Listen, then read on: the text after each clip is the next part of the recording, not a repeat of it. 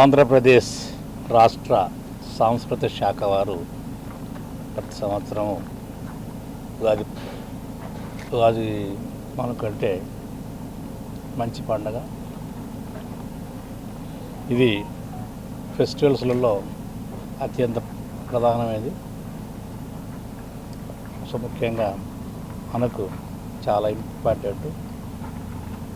ఈ పండుగకు రాష్ట్ర ప్రభుత్వం వారు ఉగాది పురస్కారాల ఆ పేరుతో తెలుగు సంవత్సరం కాబట్టి రాష్ట్రంలో ఉన్నటువంటి వివిధ రంగాలలో ఉన్నటువంటి ప్రతి ఒక్కరిని కూడా నిష్ణాతులు ఎవరైతే ఉంటారో వారిని సన్మానిస్తూ సత్కరిస్తుంటారు. దానికి ప్రశంసాపత్రాలతో పాటు జ్ఞాపికలను ఇలాంటివన్నీ ఇస్తూ ఉంటారు.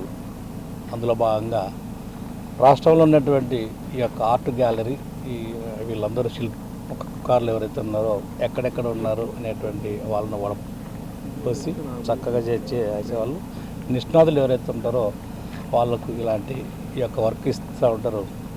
ఈ వర్క్ గత కొన్ని సంవత్సరాల నుంచి మన పట్టణానికి సంబంధించినటువంటి శ్రీ కాటూరి వెంకటేశ్వర గారు రావడం అనేది ఆనందం, సంతోషం అండ్ గర్వ కారణం.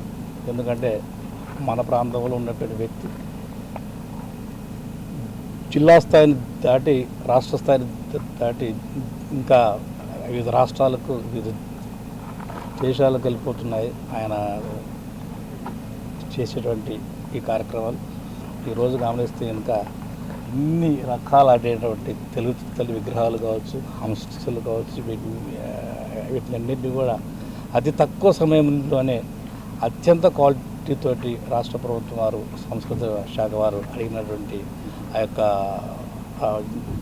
ఏదైతే వాళ్ళు చెప్పారో దాని ప్రకారంగా తక్కువ సమయంలోనే ఈరోజు వారికి అందించేటువంటి శక్తి సామర్థ్యాలు వీరికి ఉన్నాయంటే అది చాలా గొప్ప విషయం. సో వారు ఎంతో అభినందనీయులు. ఇప్పుడు ప్రదర్శనకు పెట్టిన హంసలు, కాంస్య హంసలు కానివ్వండి, తెలుగు విగ్రహాలు కానివ్వండి, రాష్ట్ర ప్రభుత్వం మరి ఉగాది సందర్భంగా కొంతమంది నిష్ణాతుల్ని వివిధ రంగాల్లో సేవ చేసిన వాళ్ళని గుర్తించి మళ్ళీ కళారత్నతోటి ఉగాది పురస్కారంతో సత్కరించడం జరుగుతుంది.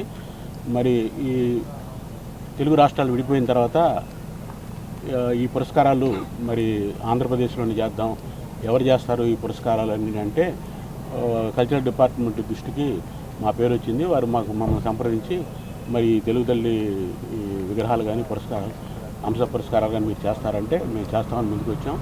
అలాగే 2 సంవత్సరాలు మేమే చేసి మరి గవర్నమెంట్కి ఇవ్వడం జరిగింది. ఆ తదుపరి గవర్నమెంట్ మారిన తర్వాత అవార్డులు వేరే పేరు మీద ఇవ్వడం జరిగింది. ఈ ఉగాది పురస్కారాలు ఆగిపోయినాయి. మళ్ళీ ఇప్పుడు ఆంధ్రప్రదేశ్లో మళ్ళీ కొత్త గవర్నమెంట్ వచ్చిన తర్వాత, తెలుగుదేశం ఉమ్మడి ప్రభుత్వం వచ్చిన తర్వాత వాళ్ళు మళ్ళీ ఇటీవలే పాత పద్ధతిని కొనసాగిస్తూ ఉగాది పురస్కారాలు, కళారత్న అవార్డులు ఇవ్వాలని నిర్ణయించుకొని మళ్ళీ ఇంతకుముందు మేమే చేశాం కాబట్టి మమ్మల్ని సంప్రదించి వాటిని అతి తక్కువ టైం ఇచ్చి వాళ్ళు చేయటం కోరింది, వాటిని చేసేవలసిందిగా కోరారు. వాళ్ళు ఇచ్చిన సమయం చాలా తక్కువ కాబట్టి వారు అడిగిన మెటల్లో వేయలేకపోయినా కొన్ని బ్రాంతులోను కొన్ని ఫైబర్లోనూ ఇవ్వడం జరిగింది. మరిన్ని వీడియోస్ కోసం ఛానల్ ని సబ్స్క్రైబ్ చేయండి. లేటెస్ట్ అప్డేట్స్ కోసం వాట్సాప్ ఛానల్ ని ఫాలో అవ్వండి. ఆ లింక్ డిస్క్రిప్షన్ లో ఉంది.